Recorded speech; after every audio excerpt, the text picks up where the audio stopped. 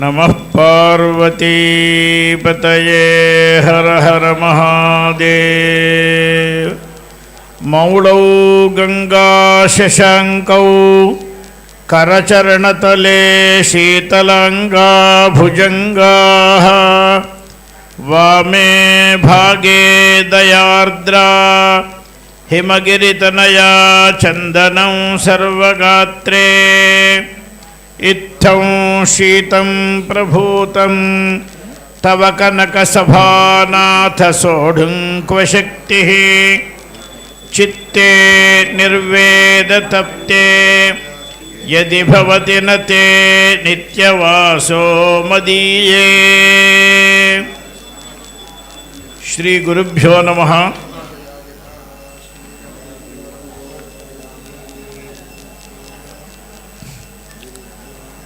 మనమందరము కూడా చాలా సంతోషంగా జీవనం గడపడానికి ఎంతో ఆశపడతాము. కానీ ఎల్లప్పుడూ అలా ఉండగలము అనేటువంటి నిశ్చయం మాత్రం మనకు లేదు. ఎంత వద్దన్నా ఒక్కొక్కసారి కష్టానికి పాలు కావాల్సి వస్తుంది. సుఖంగా సంతోషంగా జీవించాలి అనుకుంటే మనకు ఈ కష్టాలు ఎందుకు వస్తున్నాయి అని ప్రశ్నించుకుంటే మొట్టమొదలు ఒక సమాధానం వీరి కారణం వలన వచ్చింది, వారి కారణం వలన వచ్చింది అని కొంతమంది అనుకుంటారు. కొంచెం బుద్ధిమంతులైన వారు ఏదో జన్మాంతరంలో చేసినటువంటి పాపములు అని అనుకుంటారు.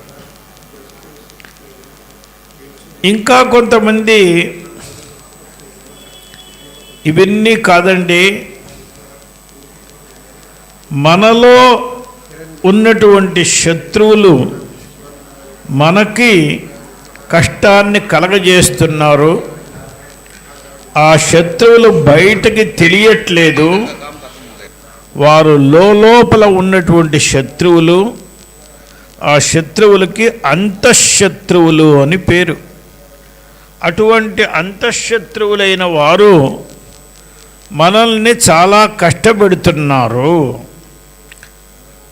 మరైతే ఈ శత్రువుల్ని ఎలా జయించాలి? ఈ శత్రువుల్ని ఎలా జయించాలి అంటే దానికి ఉపాయము మన వేదశాస్త్రములు అన్నీ చెప్పినవి. ఎప్పుడైతే పరమాత్మను మనం ఉపాసిస్తామో అంతఃశత్రువులన్నీ కూడా దూరంగా వెళ్ళిపోతాయి. ఏ అంతఃశత్రువు కూడా మనల్ని పీడించదు.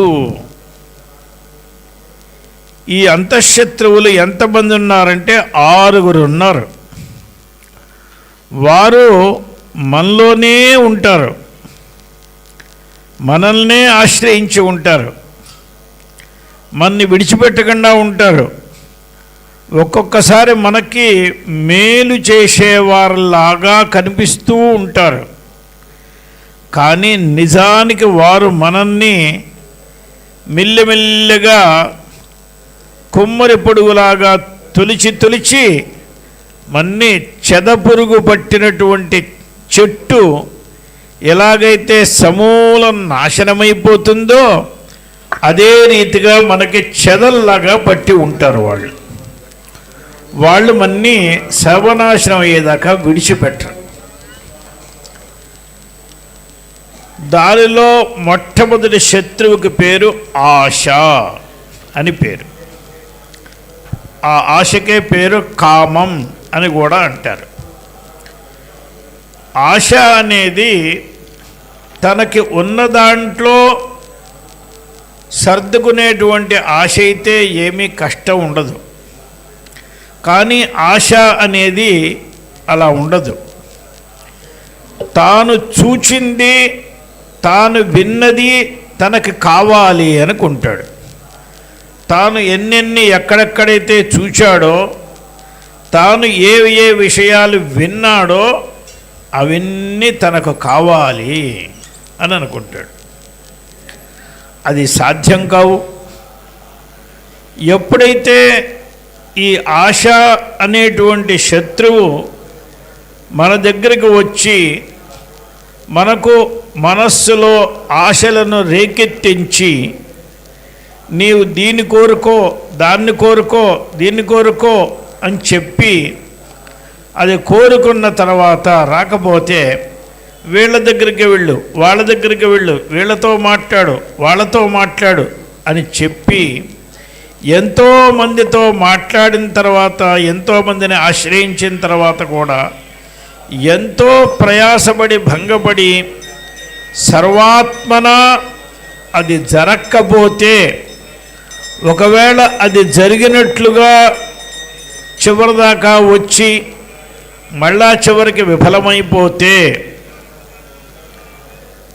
ఒకసారి మన దగ్గరికి వచ్చి కొద్ది రోజులైన తర్వాత అది అన్యథా అయిపోతే అప్పుడు రెండవ శత్రువు లేస్తాడు. ఈ ఆశ అనేది కనుక సరిగ్గా కాకపోయినట్లయితే వెంటనే వాడికి కోపం అని ఒక శత్రువు వస్తాడు. ఈ ఆశ అనేవాడికి కామం అని పెట్టాం కదండి పేరు. ఇక రెండవ శత్రువు ఎవరు? కోపం. వెంటనే తను అనుకున్న పని కాకపోతే కోపం వస్తుంది. ఈ ఆశలో ఏం జరుగుతుంది? తనకు ఉండేటువంటి జ్ఞానము కొద్దిగా మరుగున పడుతుంది, ఎక్కువ మరుగున పడదు. కానీ క్రోధం వచ్చేవాటికి తనకున్న జ్ఞానం అంతా పోతుంది. ఆ క్రోధం వస్తే మనం ఎవరిని గురించి మాట్లాడుతున్నామో, తల్లినా, తండ్రినా, అన్నదమ్ములనా, గురువులనా, పెద్దలనా అనే విషయాలన్నీ పోతాయి. ఆ వివేకం అంతా పోతుంది. ఆ కోపము అనేటువంటి శత్రువు మన విజ్ఞానాన్ని సమూలం నాశనం చేస్తాడు. అవయా చదువుకుని ఇలాగైనా మాట్లాడేది అని అడుగుతారు.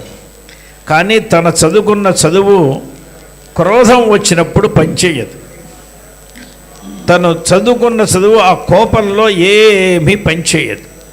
తనకు ఇంతకుముందు ఉండేటువంటి సద్గుణాలన్నీ నశించిపోతాయి. వాడు ఎవడి మీదైనా చెయ్యెత్తుతాడు, ఎవడినైనా ఏదైనా అనేస్తాడు.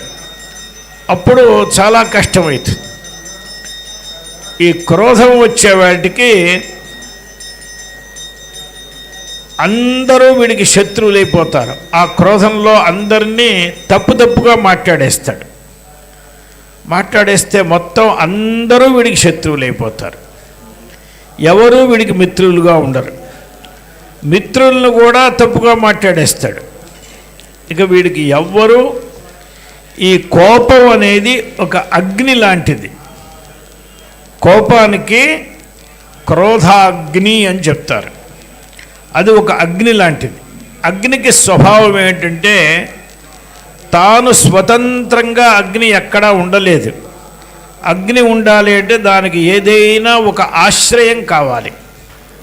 ఇప్పుడు కర్పూరాన్ని ఆశ్రయించి అగ్ని ఉంటుంది, ఊదువత్తిని ఆశ్రయించి అగ్ని ఉంటుంది, ఒక కట్టెను ఆశ్రయించి అగ్ని ఉంటుంది, ఒక బొగ్గుని ఆశ్రయించి అగ్ని ఉంటుంది. ఈ అగ్నికి స్వభావం ఏంటంటే దేనిని ఆశ్రయించిందో దానిని కొద్ది క్షణాల్లో భస్మం చేసేస్తుంది. కర్పూరం అలాగే ఉంటే, జాగ్రత్తగా మూతపెట్టి ఉంటే సంవత్సరం పాటు కూడా ఉన్నది. కానీ దానికి అగ్ని తగిలే వాటికి కొద్ది క్షణాల్లో ఏమీ లేకుండా పోతున్నది. ఊదువత్తి కూడా ప్యాక్ చేసి ఉంటే అలాగే ఉన్నాయి. దానికి అగ్ని తగిలే వాటికి ఒక 5-10 నిమిషాల్లో మొత్తం భస్మం అయిపోతున్నది. అలాగే ఒక కట్టె అగ్ని తగలకుండా ఉంటే ఆ చెట్టు ఎన్నాళ్ళైనా అలాగే ఉంటుంది. దానికి అగ్ని తగిలినట్లయితే వెంటనే భస్మం అయిపోతున్నది. ఈ అగ్నికి ఆశ్రయాశ దేనిని ఆశ్రయించి ఉంటుందో దానినే మింగేస్తుంది అగ్ని.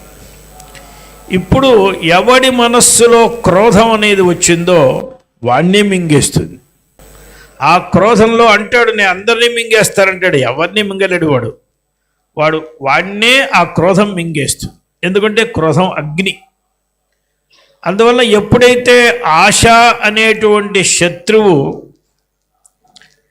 తనకి ఏమీ చేతకాకపోయిందో అప్పుడు వెంటనే రెండవ శత్రువు బయలుదేరుతాడు, కోపం అనే శత్రువు. వీడు ఎవరి యందు కోపం ఉన్నదో వాడే నాశనం అవుతాడు. అందువల్ల మన వాళ్ళు చెప్తారు, తన కోపమే తన శత్రువు అని చెప్తారు. ఇది జరుగుతుంది. ఇక ఈ కోపం కూడా ఎప్పుడైతే ఏమీ పని చేయలేదో అప్పుడు చాలా పిసినారితనం ఏర్పడుతుంది. దాన్ని లోభం అని అంటారు.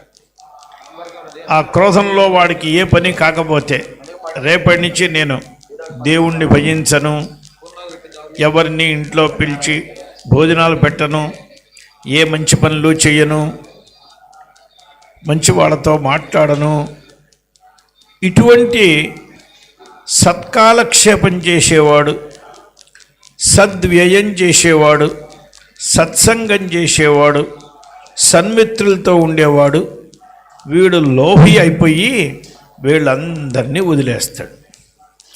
దీనివల్ల ఎవరికి నష్టం అండి? చెరువు మీద కోపం వచ్చి ఎవడో ఏదో మానేసట్, దానివల్ల నష్టం ఎవరికి? ఇదే రీతిగా మనకు సకల విధములైనటువంటి సద్విషయముల్ని మానేస్తే, ఇలా కూర్చోరా,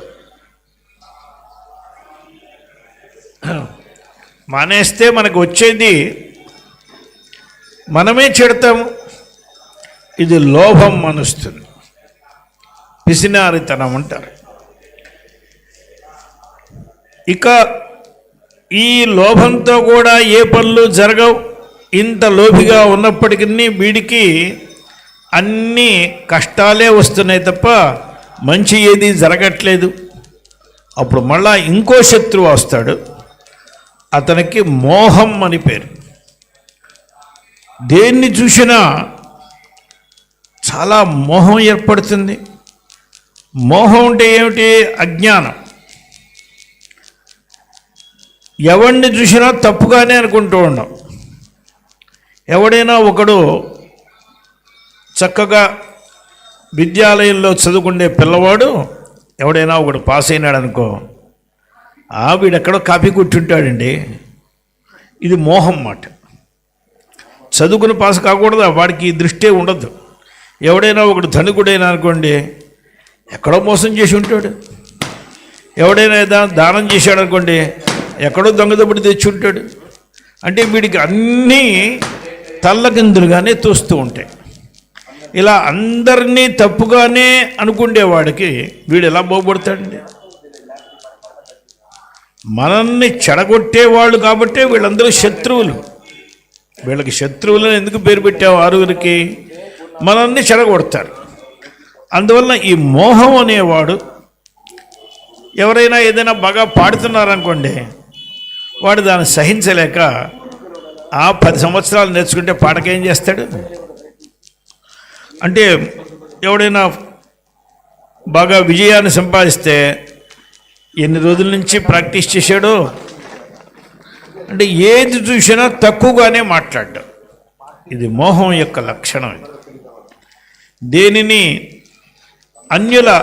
దీన్ని ఒప్పుకోలేడు. అందులో ఎక్కడ చూసినా అన్యథాభావం కలుగుతూనే ఉంటుంది. ఈ మోహం ఇలా ఉండి వాడు చేయవలసిన పనులన్నీ మర్చిపోతాడు. మోహంలో తాను చేయవలసిన సత్కార్యములు, తాను చేసినటువంటి సత్కారములు అన్నిటినీ మర్చిపోయి నాకెవడితో లెక్క, వీడేమిటి వాడేమిటి, ఇవన్నీ మోహంలో జరుగుతాయి. ఇక ఏమీ లేని వాడికి చివరికి ఉండేది ఏమంటే మదం ఉంటుంది. చాలా వ్యర్థమైనటువంటి అహంకారం ఏర్పడుతుంది. అదొక శత్రు. ప్రతిదానికి నేనంటే ఏమనుకున్నావు, నేనెవడిని, ఏమిట్రా నీవేరా బాయ్, వాడు అర్థం చేసుకోవడానికి చేత కాదు. అందువలన ఈ అహంకారం చాలా పెద్ద పెనుభూతం. ఇది ఎంత పని చేస్తుంది అంటే చెప్పడానికి వీల్లేదు. సర్వనాశనమైనా కూడా బదలదు. అది చాలా పెద్ద శత్రు. ఎప్పుడైతే అహంకారం వచ్చిన తర్వాత వీడి అహంకారాన్ని అందరూ అంగీకరించట్లేదో అప్పుడు అందరి మీద చుప్పనాతితనం ఏర్పడుతుంది. వీళ్ళందరూ నా గొప్పతనాన్ని చూసి ఓర్చుటలేదు. నిజానికి వీడి దగ్గర ఓర్పు లేదు. అందరి యందు దోషాన్ని ఆపాదిస్తూ ఉంటాడు. ఇది మాత్సర్యం అంటారు. మత్సరగ్రస్తులైపోయి ఇలా ఒకడి వెంట ఒకడు ఈ శత్రు పరంపర ఆశ వచ్చిన ప్రతివాడిని విడిచిపెట్టదు. ఈ శత్రువుల్ని నాశనం చేసుకుని మనం మంచి మిత్రులతో ఉండాలి, మనం బాగుపడాలి, శాంతి, దాంతి, ఉపరతి, తితిక్ష ఇత్యాది మంచి వాళ్ళతో మనం ఉండాలి అని అంటే మొట్టమొదలు ఉన్నదాంతో సంతోషపడ్డం అనేది నేర్చుకోవాలి. అంటే ఆశ అనే దాన్ని విడిచిపెట్టేయాలి. అందువల్ల కామప్రభవాహ శత్రవ, ఆశ నుండే సకల శత్రువులు వస్తారు. ఈశ్వరుడు మనకి ఏది ఇచ్చాడో దాంతో సంతోషం. ఈశ్వరుడు మనకి అని ఏదో ఒక రూపం ఇచ్చాడు, ఈశ్వరుడు అని మనకి అని ఏదో ఒక తెలివితేటలు ఇచ్చాడు, ఈశ్వరుడు అని మనకి అని ఏదో ఒక విధమైనటువంటి సామర్థ్యాన్ని ఇచ్చాడు, ఈశ్వరుడు ఒక బలం ఇచ్చాడు, ఈశ్వరుడు మనకి అని ఒక సంపత్తిని ఇచ్చాడు, ఈశ్వరుడు మనకి అని ఒక మిత్ర బంధు పరివారాన్ని ఇచ్చాడు. దాంతో సంతోషపడాలి. ఎవరికో ఉన్నట్లు మనకి లేదని కానీ, మనకంటే తక్కువ ఉన్న వాళ్ళని చూసి అహంకరించడం కానీ ఈ రెండూ లేకుండా ఉంటే వాడికి ఇక శత్రువులే ఉండరు. ఈ శత్రువులు ఉన్నవాడికి నిద్ర పట్టదు, శత్రువులు ఉన్నవాడికి శాంతి ఉండదు. శత్రువులే లేకుండా ఉంటే హాయిగా వాడు సుఖంగా ఉంటాడు. వాడికి ఏమీ కష్టమే ఉండదు. ఈ శత్రువులు ఉన్నవాడికి ఏ క్షణం ఆ శత్రువులు నన్ను ఆక్రమిస్తారో, ఏ క్షణం వారు ఎక్కడి నుంచి నన్ను ఏం చేస్తారో అనే భయంతో 24 గంటలు వాళ్ళనే తలుచుకుంటూ ఉంటాడు. భగవంతుడు తలుచుకోవడానికి వీల్లేదు. అందువల్ల మనం ఏదైనా ఒక సంకల్పం చెప్పేటప్పుడు మొట్టమొదలు ఏం చేస్తామంటే, మాకు శత్రువులుగా ఉన్న వాళ్ళందరూ ఇక్కడి నుంచి వెళ్ళిపోండి, ఉత్తిష్టంతు, మీరందరూ కూడా లేచి వెళ్ళిపోండి ఇక్కడి నుంచి, ఉత్తిష్టంతు. ఎవరండి వాళ్ళు? శత్రువులుగా ఉన్నవాళ్ళు భూత ప్రేత పిశాచాః. వీళ్ళందరూ కూడా ఇక్కడి నుంచి వెళ్ళిపోవాలి. వీళ్ళే వాళ్ళు. కామ క్రోధ లోభ మోహ మద మాత్సర్యాదులు వీళ్ళే భూత ప్రేత పిశాచాదులు. అంటే ఎవరో కాదు, ఈ 6 బయటికి పంపించి మనం సత్కర్మ ఆరంభించాలి. వీళ్ళ లోపల కూర్చోబెట్టుకుని మనం ఆరంభించామో పోయింది. అందువలన కర్మలు చేసేటప్పుడు మొట్టమొదలు మనస్సులో ఆశ ఉండకూడదు. మరి ఆశ లేకపోతే పూజ ఎందుకు చేస్తారండి అని అడుగుతారు. పూజ ఎందుకు చేయాలంటే భగవంతుడు తృప్తి కావడానికి చేయాలి. చిన్న పిల్లవాడికి ఒక తల్లి అలంకారం చేస్తున్నది. ఆ పిల్లవాడికి అలంకారం అంటే ఏమిటో తెలుసా? వాడేమన్నా అలంకారం అడిగాడా? ఈవిడ అలంకారం చేస్తే వాడు 5 నిమిషాల్లో సమస్తం నాశనం చేసుకుంటాడు. వాడు మళ్ళా ఎక్కడెక్కడో పొర్లుతాడు. ఈమె పెట్టినంతసేపు పట్టదు. ముఖంలో చాలా కష్టపడి అరగంట సేపు కష్టపడి ఒక చిన్న బొట్టు పెడితే ఒక్క నిమిషంలో దాన్ని చెడగొట్టేస్తాడు, మొత్తం ముఖం అంతా చేసుకుంటాడు. కానీ పిచ్చివాడా అని మళ్ళా కడిగి మళ్ళా తుడిచి మళ్ళా చేస్తుంది. ఇది ఏ ఆశతో చేస్తున్నది? ఏమి ఆశ దీంట్లో? ఆశ ఏమీ లేదు. ఆ సుందరమైనటువంటి బాలుని ముఖం చూసి ఆమె ఆనందించుకోవాలి. అలాగే మనం కూడా ఈశ్వరుణ్ణి ఇప్పుడు పాలతో, పెరుగుతో, తేనెతో, నేతితో, అనేక ద్రవ్యములతో, పళ్ళ రసములతో, శుద్ధమైన గంగోదకంతో అభిషేకం చేసి చక్కగా తుడిచి చక్కగా చందనం పెట్టి పుష్పములు పెట్టి అలంకరించి ఉంటే ఆయన్ని చూడడమే ఆనందం. ఇటువంటి అలంకృతుడైనటువంటి సర్వాలంకార సంపన్నుడైనటువంటి సర్వభూషణ భూషితుడైనటువంటి పరమాత్మను చూడటమే ఆనందం. ఈ ఆనందాన్ని కోరితే ఇది ఆశ కాదు. దీనికి ఆశ అని పేరు లేదు. ఆశ అనేది ఏమిటంటే మనకు కావాలి అని కోరుకునేదానికి ఆశ. ఆ పిల్లవాడు అందంగా ఉంటే చూసి ఆనందపడాలి అని దానికి ఆశ అని పేరు లేదు. కానీ ఆ పిల్లవాడు పెద్దవాడైన తర్వాత నన్ను ఏదో చూడాలి అనుకోవడం మాత్రం ఆశ. అది పడితే మళ్ళా ఈ మొత్తం శత్రువులన్నీ వచ్చేస్తారు, కామక్రోధ లోభమోహాలని వచ్చేస్తారు. వాడు సుఖంగా ఉండి ఆ సుఖంగా ఉన్నవాడిని నేను చూసుకోవాలి. వాడి సుఖం అనేది ఈశ్వరుడు వాడికి ఇస్తాడు. మనం చేయవలసిందేదో మనం చేశాం. మనం చేయలేని సుఖాన్ని మనం ఆశించకూడదు. ఇంట్లో ఉన్నటువంటి చాదుని దిద్ది పెట్టవచ్చు, కానీ వాడికి రాని విద్యలను నేర్పాలి అనేటువంటి ఆశపడి ఆ విద్యలు రాకపోతే వాణ్ణి కొట్టినా అథవా ఇంకొకళ్ళని ఏదో చేసినా అది ఈ ఆశగా దురాశగా ఏర్పడుతుంది. అందువల్ల భగవంతుడిని ఆశ్రయించి భగవంతుని యొక్క సౌందర్యాన్ని వీక్షించి భగవంతుడి యొక్క సౌశీల్యాన్ని అనుశీలించి భగవంతుడి యొక్క సార్వాత్మ్యాన్ని అనుసంధానం చేసుకుని భగవంతుని యొక్క సాన్నిధ్యాన్ని పొంది ఉంటే ఈ శత్రువులందరూ అణిగిపడిగి ఉంటారు, ఎవ్వరు ఉంటారు.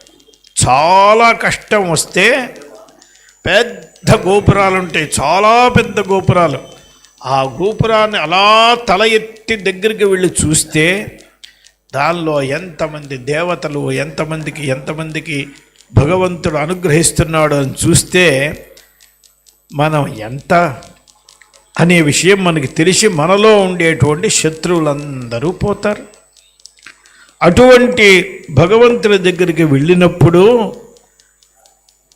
వేదమాత మనకు చెప్పింది, నాన్న ఆయన దగ్గరికి వెళ్ళి ఒక్క మాట పలకరా అని చెప్పింది. తల్లి ఏం చేస్తుంది, పిల్లవాడికి పొద్దున్నే లేచిన వెంటనే వాడిని అశుద్ధుణ్ణిగా ఉన్నవాడిని శుద్ధుణ్ణిగా తయారు చేసి చక్కగా స్నానాదులు చేయించి నూతన వస్త్రధారణ చేయించి ముఖానికి చక్కటి అలంకారం చేసి చక్కటి దుస్తులు వేసి చేతిలో ఒక పుస్తకం పెట్టి వాడికి ఒక లేఖని ఇచ్చి తండ్రి దగ్గరికి వెళ్ళి ఈమె ఏదో ఒక చిన్న పద్యం చెప్తుంది, ఇది వెళ్ళి ఒప్పజెప్పిరా అని వాడు ఒప్పజెప్పి ఆ తండ్రి బేష్ అని అంటే ఈమెకు ఏదో ఒక పెద్ద మేరు శిఖరాన్ని ఎక్కినంత సంతోషం. ఆయన అన్నది ఈవినేమీ అనలేదు, ఆ పిల్లవాడిని భేష్ అన్నాడు. నువ్వు నా పిల్లవాడివిరా అన్నాడు.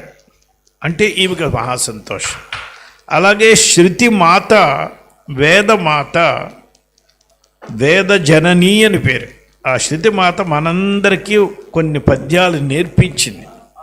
దానిలో మొదటి పద్యం, దానిలో మొదటి పాదం నమస్తే రుద్రమన్యవే. ఇది ఒక పాదం. ఇది నేర్పించింది మనకి. శివుడి దగ్గరికి వెళ్ళి 2 చేతులు జోడించి ఈ పద్యం అప్పచెప్పరా అంది. ఏమిటి దీనికి అర్థం? వీడు వెళ్తూనే పరమేశ్వర నీ కోపానికి ఒక నమస్కారము అన్నాడు.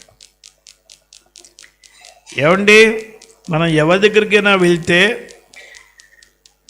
వాళ్ళు కోపంగా ఉన్నారా తాపంగా ఉన్నారా అని మనకి ఎలా తెలుస్తుంది? వాళ్ళ చేష్టల్ని బట్టి తెలుస్తుంది. మన ఈశ్వరుడు నిశ్చేష్టుడుగా ఉన్నాడు. నిశ్చేష్టుడైన పరమాత్మ దగ్గరికి వెళ్ళి అయ్యా నీ కోపానికి నమస్కారం అంటే ఏమిటండి అర్థం? ఇప్పుడు ఏమీ కోపంగా లేని వాడు ఎవరో మన పక్కన ఒక ఆయన కూర్చున్నాడు. ఆయన్ని మనం ఊరికేనే ఏమండి సార్ మీరేం కోప్పడద్దు. ఒకసారి వింటాడు, మళ్ళీ 2వసారి, మళ్ళీ 3వసారి, 11 సార్లు ఇలాగే చెప్తూ ఉంటే లేని కోపం కూడా వస్తుంది. నీకేం పని లేదు, నువ్వు మాట్లాడిన కూర్చో అంటాడు. మనం ఈ నిశ్చేష్టుడుగా నిరాడంబరుగా కూర్చున్నటువంటి ఈశ్వరుడి దగ్గరికి వెళ్ళి పనిగట్టుకుని వెళ్ళి నమస్తే రుద్రమన్యవే అని ఇలా 11 మంది కూర్చుని 11 సార్లు చెప్పి ఇలా 11 రోజులు చెప్పి ఇలా చేస్తే నిజంగా ఏమొస్తుందండి ఆయనకి? ఎందుకు ఇలా చెప్పింది తల్లి అంటే దానికి అర్థం ఏమిటంటే ఆయనకి కోపం రావడానికి తగిన కారణం ఉన్నది.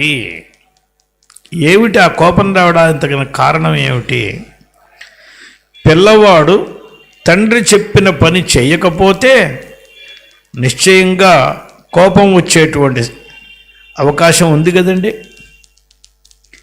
వీడు ఈ పిల్లవాడు తండ్రి చెప్పిన పనులు చెయ్యలేదు అని గుర్తించిన తల్లి నువ్వు ఆయన దగ్గరికి వెళ్ళి కోపానికి నమస్కారం పెట్టు అని చెప్పింది. ఇప్పుడు తండ్రి గారైనటువంటి జగత్పిత అయినటువంటి పరమేశ్వరుడు మనకి ఏం చెప్పాడు, మనం దాన్ని ఏం చెయ్యలేదు అనేది మనం తెలుసుకోవాలి కదా. ప్రపంచంలో ఎన్ని ధర్మశాస్త్రముల్లో ఎవరికి ఏది కర్తవ్యం అని చెప్పారో అదంతా ఈశ్వరాజ్ఞే. మొత్తం ఈశ్వరాజ్ఞ. ఈశ్వరుని యొక్క వాక్యే వేదము. అందువలన ఈశ్వరుడు మనకి సంధ్యావందనం చేయి, సూర్యోదయానికి ముందు లేవు, ఇలా చాలా చెప్పారు కదా. ఇవన్నీ మనం యథావత్తుగా ఎల్లప్పుడూ అనుష్ఠించలేకుండా ఉన్నాం కదా.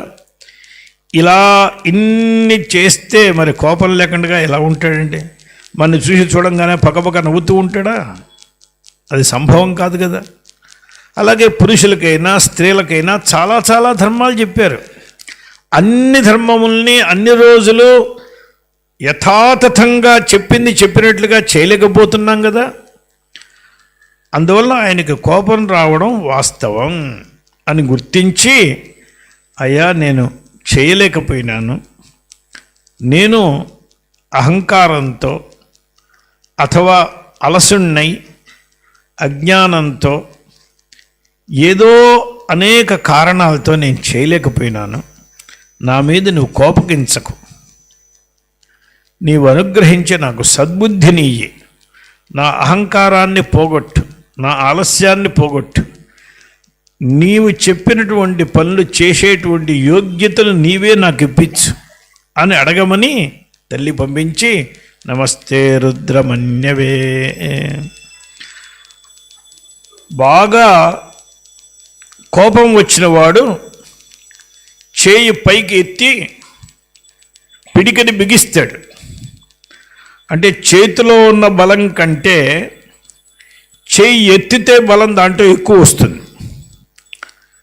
చేతితో కొట్టాలంటే ఉన్నవాడు ఇట్లాగే కొట్టచ్చు కదా, అలా కొడితే ఆ బలం రాదు. చెయ్యి ఎత్తితే దాంట్లో బలం వస్తుంది. ఆ ఎత్తేది కూడా బాగా వెనక నుంచి ముందుకు తీసొస్తే స్పీడ్గా దాంట్లో బలం ఎక్కువ వస్తుంది. అలాగే అరచేతిని అలాగే చాచి ఉంచితే దాంట్లో బలం రాదు. అన్ని వేళ్ళని కూడా బాగా గుప్పెడి బిగించినట్లయితే ఈ చేతిలో 100 చేతుల బలం వస్తుంది. కానీ అదే సమయంలో అలా ఎవడైనా ఒకడు చేయి పైకెత్తి పిడికిడి బిగించి ఎవరినో గుద్దాలి అని వచ్చినప్పుడు వాడు ఎదురుకుండగా ఉన్నవాడు 2 చేతులు జోడించి వాడు సరెండర్ అయిపోయినాడు, శరణాన్ని పొందాడంటే వాడి అమాయకత్వాన్ని చూచేవాటికి ఈ మనస్సులో ఉండేటువంటి కోపం సన్నగిల్లిపోతే చేతిలో బలం ఉండదు. చేతిలో చెయ్యి ఎత్తినటువంటిది పిడికి బిగించినటువంటి దాంట్లో ఆ నరాలన్నీ కూడా చాలా శాంతపడిపోతాయి. అందువల్ల ఎప్పుడైతే మనం ఆ కోపాన్ని తగ్గించగలుగుతామో అప్పుడు ఎంత బలవంతుడైనా, ఎంత భయంకరమైన బలవంతుడైనా ఏమీ చేయలేడు.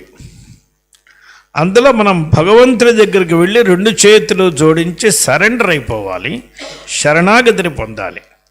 పొందితే ఆయన కోపం అంతా కూడా కేవలం అభినయం మాత్రం అవుతుంది. తల్లి కూడా చేయి పైకి ఎత్తుతుంది, కొట్టగలదా ఏమిటి పిల్లవాడిని, కానీ అభినయం చేస్తుంది వీడు కొంచెం భయపట్టాలి అని.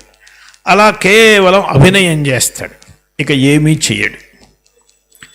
అందువల్ల హే రుద్ర తే మన్యవే నమః, ఆయన నీకు నమస్కారం.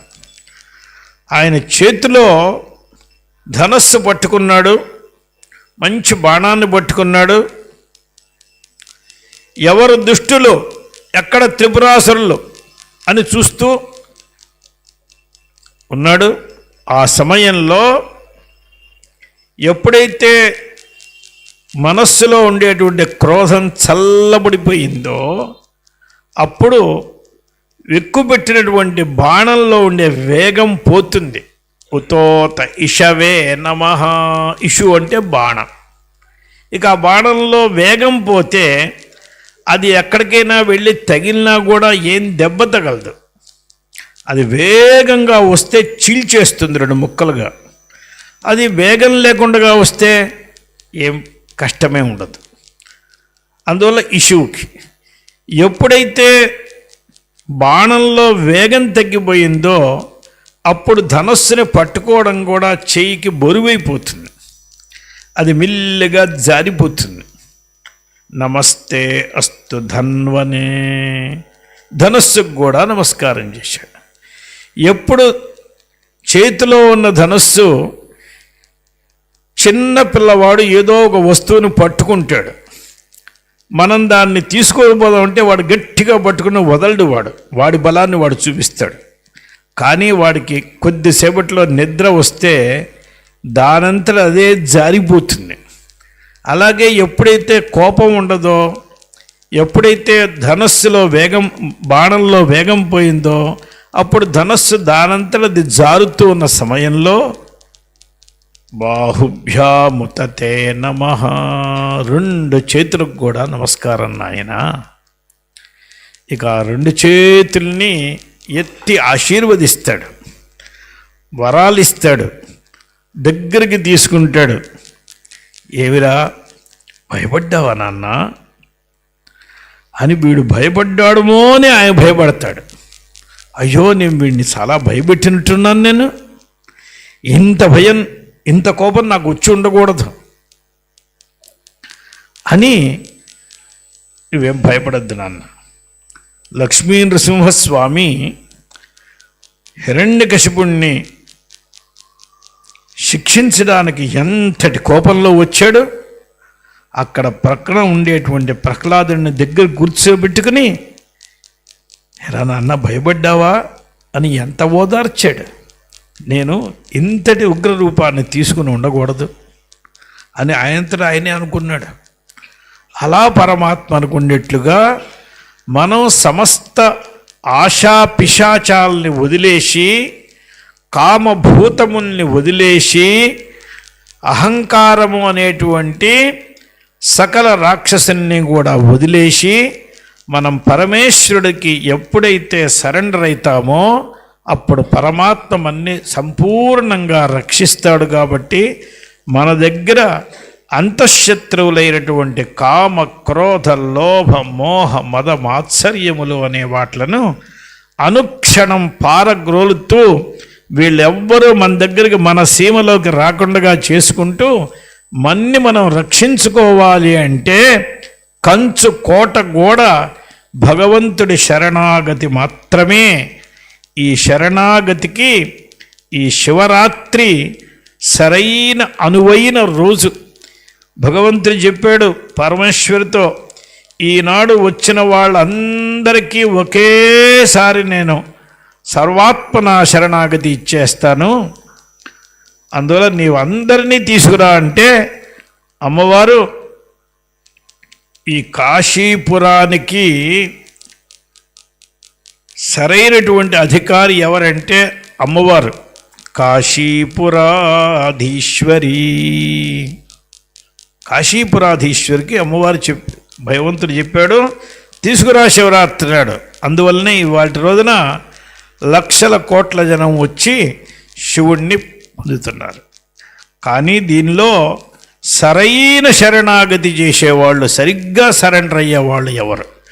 ఎందుకంటే సాధారణ మనుష్యులకైతే 2 చేతులు ఎత్తేస్తే వాడు సరెండర్ అయిపోయినాడని అనుకుంటారు. కానీ వాడు మనస్సులో భావం ఏమున్నది అని తెలియదు. 2 చేతులు ఎత్తినవాడు ఒక కాలుతో కూడా వాడిని తన్నచ్చు, వాడు మనస్సులో భావం ఉండొచ్చు వేరే. కానీ భగవంతుడు హృదయంలో ఉండేటువంటి వాడు. అందువల్ల సదయ హృదయ గేహే సర్వదా సంవసత్వం. హృదయ గేహంలో ఉంటాడైనా, హృదయాన్ని తెలుసుకున్నవాడు. కాబట్టి హృదయపూర్వకంగా సరెండర్ అయిన వాడిని ఎప్పుడు ఎల్లప్పుడూ సదా సర్వకాలం సుఖశాంతులతో చల్లగా భగవంతుడు కాపాడుతూనే ఉంటాడు.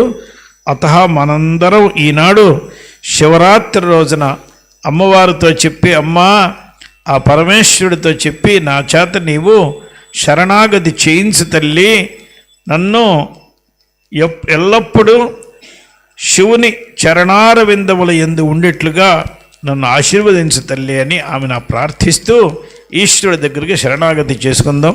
నమః పార్వతీ పతయే హర హర మహాదేవ హర.